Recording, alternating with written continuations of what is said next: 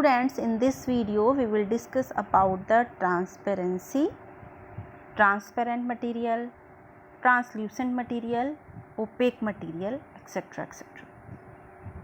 So transparency also a property of the material by which we can divide the things. Transparency means the amount of light that pass through by an object, means how much light is passing through by any object. It is called the transparency. We can divide in three groups, but such type of material we can divide in, classifying in transparent material, translucent material and opaque material. Transparent materials means light will pass through them easily. Example: air, glass, clear water. Light will pass through them easily and we can see the object around us clearly. It is called the transparent material. Okay. Specs is made by the transparent glass, so we can see the things, we can read the things, so it is a transparent objects. Air is a transparent object because we can see everything around us easily, so air is also transparent. So it means when light rays can pass through them easily. Second is translucent. These materials allow light to pass through them partially.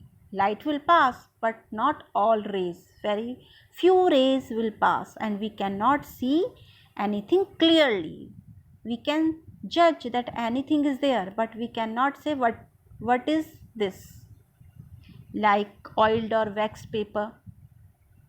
You might have seen designable glasses. They all are translucent objects. We cannot see objects clearly through these materials. So they are translucent objects. And opaque objects. Opaque means these materials do not allow light to pass through them at all. Like metals, wood, cardboard, they all are opaque materials. Door, if anybody is standing outside of the door, you cannot judge who is standing. Okay, so they are opaque materials, we cannot see through them.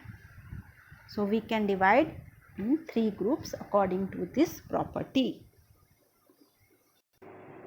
Next property is thermal and electrical conductivity.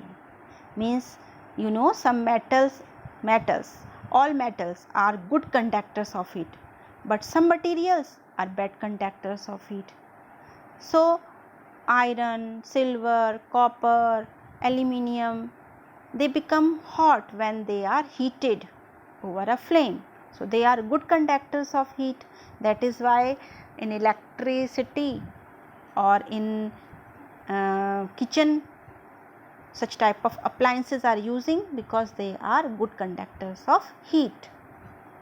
And some materials like plastic, rubber, wood, paper, they are poor conductors or bad conductors of heat because heat cannot pass through them. They do not allow heat to pass through them, so they are called the bad conductors of heat. The conduction of heat through a substance is called its thermal conductivity. Understood?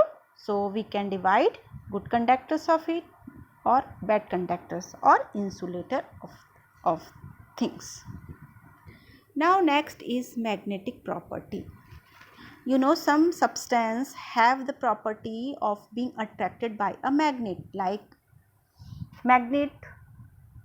You have seen magnet, and if you will bring magnet nearby the iron piece, and you can see the iron will attract towards the magnet. So this is a magnetic property. Iron, cobalt and nickel, they have magnetic property. Okay, so it is called the magnetic property. And those material haven't got such type of property, means they are not attracting towards the magnet, they are called the non-magnetic materials. So we can divide according to this property, magnetic materials and non-magnetic materials, and we can arrange materials into different group according to their different properties.